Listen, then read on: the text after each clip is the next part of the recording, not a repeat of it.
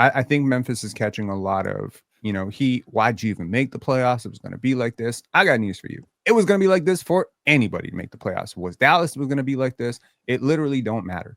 Okay. I just think this team is a lot better than people realize, largely because I don't think a lot of people watch the OKC Thunder play basketball.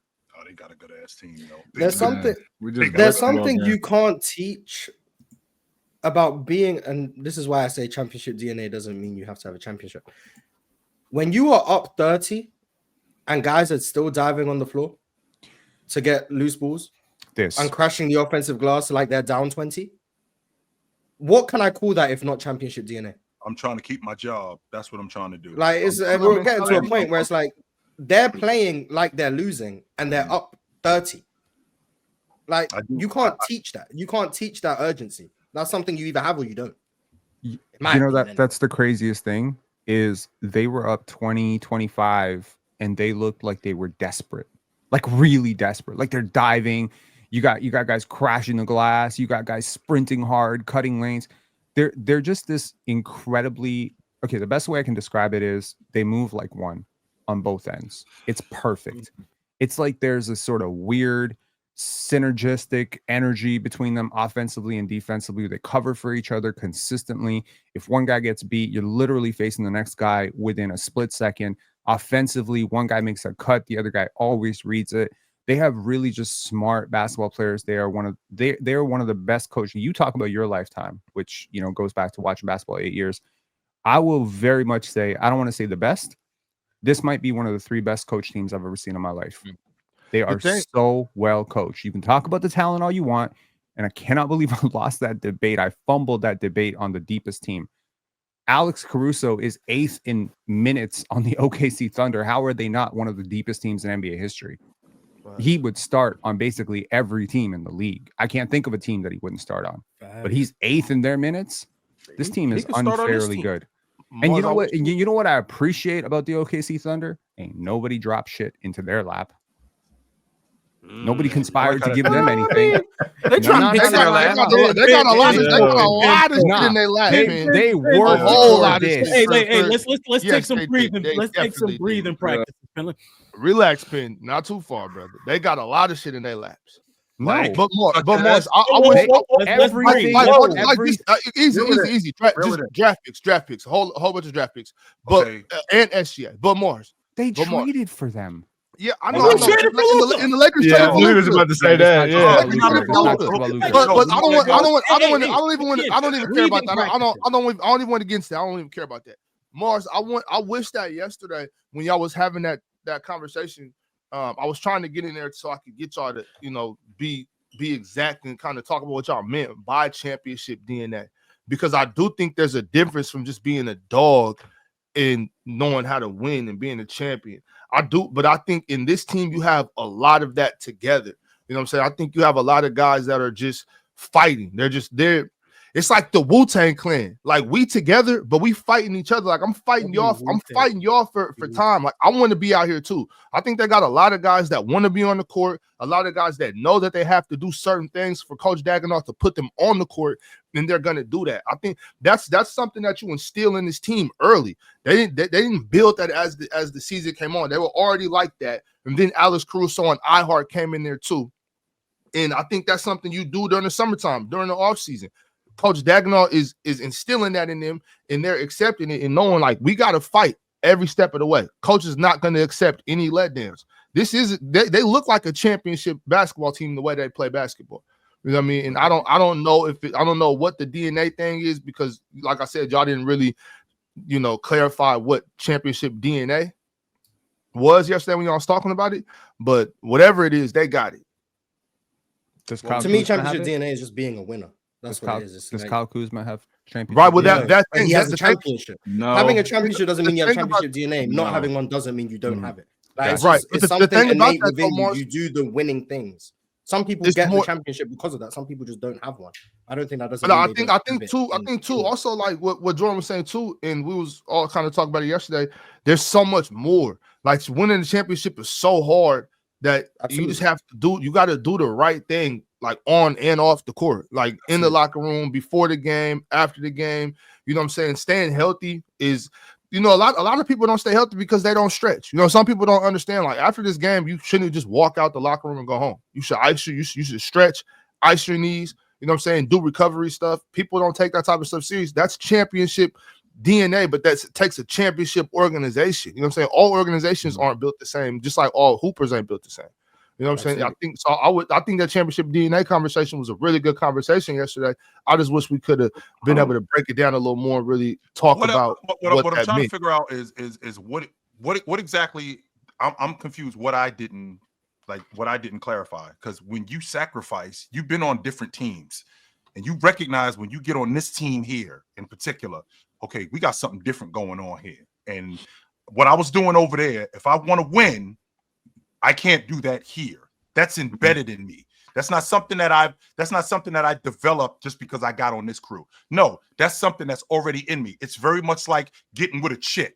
Ox, you've been with girls. When you met this girl, it was like, you know what? The shit I was doing in the past with these other girls, I can't do this with her. If I want to hold on to her, I gotta switch up my shit. That's embedded in you. What's the same logic when you jump on a championship crew? You recognize, okay, they doing something special over here. So the things that I was doing, showing up to practice 10 minutes before practice started. Well, now I got to show up a half an hour before practice starts. I got to show up 45 minutes before practice starts. That's not difficult for me because I'm involved in something special. I'm involved in something that's going to be a big deal, as opposed to, yo, I'm just here to get a paycheck and I'm just here to go home, because these dudes don't care. These dudes aren't really trying to win. I get on a crew and I understand what the professionalism is here. I understand what the motto is here. I understand what the winning is here. And I understand what it takes to win here. And now I'm around that. And I have some of that in me, but I didn't really get an opportunity to see it until I'm here now. And now, because I'm on the crew and I see it, I'm bought into that. That's where the sacrifice comes in, because I can't keep doing what I was doing, because if I keep doing that, I'm going to be out of here. Yeah, I feel on that, y'all. I was with you on that all the way. I think it just takes a little more than just sacrifice too. It takes a little more than just hard work too. It takes a little more than just being willing to learn. You know what I'm saying? I think all of that together. You know what I mean? I think that all matters for sure. Well, to your point, Ox, you stood this Oklahoma City team. We got 9 guys. Every day I walk in here, I'm fighting for my life. Right. I could go from being the 4th guy to I'm out the rotation. So I gotta be bought into what we're doing. 2, I gotta have my ass here every day.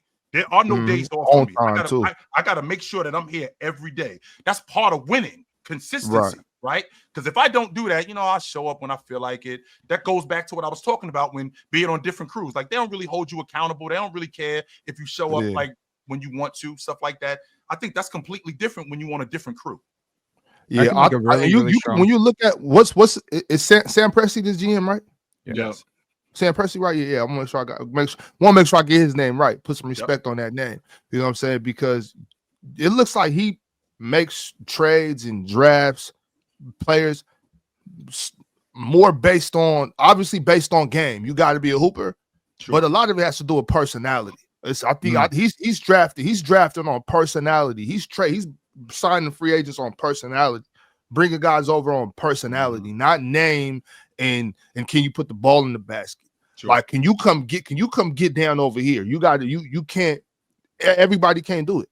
I think it's too much pressure for some people. Some people just aren't really about camaraderie. Some people just want to, just like you said, come sign their check and go on. They got some dudes over there that got one goal in mind. Mm-hmm. How old do you think he was when he took his first general manager job in the NBA? I think you're going to be surprised. I think he was in his 30s, maybe. He was under 30. Mm-hmm. 25. He was 29. He was 29 years old. Wow. For your Seattle Supersonics, Ron. Right. You should be the biggest OKC fan up here. Don't bring up Sam Presti and the Sonics right now. What's wrong with you? We get it, Ron. We 100% get it. I understand that. I just again, I'd be insensitive sometimes. Again, Ox, when you want a team like what's going on in Oklahoma City now, and to Penn's point, getting guys dropped in his lap, we have to accept how we have to accept how good Sam Presti is. Like, when I get Aaron Wiggins at the 55th pick, nobody's particularly interested in him. When I get Lou Dort, who's undrafted, nobody's interested in him. I am, though. When I get Isaiah Joe, nobody's interested in him like that. I am, right? So these guys that he's taken, and to Ox's point, in terms of personality, they get woven into the group. But I'm also taking these guys, and the talent that they have is going to be honed into what we're doing. And these guys, it takes a lot to turn Lou Dort into a baller. It takes a lot to turn Aaron Wiggins into a baller, and to get him on the cheap. I mean, $48 million for 3 years to get him on the cheap, guys like that. It takes a lot. It takes a lot of homework in what Oklahoma City is doing, because again, this ain't Miami. This ain't New York. Oklahoma City ain't exactly the most enticing place to sell to a guy. It ain't. No lie. This ain't Los Angeles, right? No If I'm getting you over here, I got to get you over here, and I got to sell it, right? And I got to turn you into a baller. So, I mean, I got to give Sam Presti a lot of credit for hitting on everything that he did. Yeah, except for the fact that it's all about to be over. That's why. Well, yeah, because Kawhi and James Harden finna spank their ass. That's what you. Oh, here we go, man. They got to get past the Nuggets first. James Harden. They got to get past the Nuggets first. Yeah, come on, Alex. No doubt. That's why I think sure. keeping your second round picks, a lot of those are really important, man. Like some teams are just willing to give away second round picks. Like if you can get a player that can contribute by his like second season and then have him on your books for the next 3 seasons for like $2 million, like that's really valuable. So teams like holding on to second round picks, that shows a level of just knowing what to do and knowing what to do with your players and having the confidence that we can progress and develop these players into what we need for our team. So having second round picks are extremely important because you never know who's the next Aaron Wiggins or who's the next Lou Dort or even Austin Reeves going undrafted. You never know who's going to be the next guy that contributes to your team the way that these guys have, and just giving those second round picks away doesn't even give you the option to really find out. I think, to be honest with you, John D, I think that's the mark of a great GM. It ain't hard to find Jason Tatum. It ain't hard to find Paolo. It ain't hard to find Chet Holmgren and Evan Mobley. It ain't hard to find them dudes. It's hard to find Aaron Wiggins. It's hard to find Lou Dort. It's hard to find Alex Caruso. Them dudes ain't easy to find, yo. Those guys are not easy to find. And when you find them and be able to get those guys on your crew and woven into the crew, that's a big deal. Big deal. It's the player choice way. Yeah, them boys don't get it started. The player choice way. The player choice way. Come and switch lanes into the player choice way.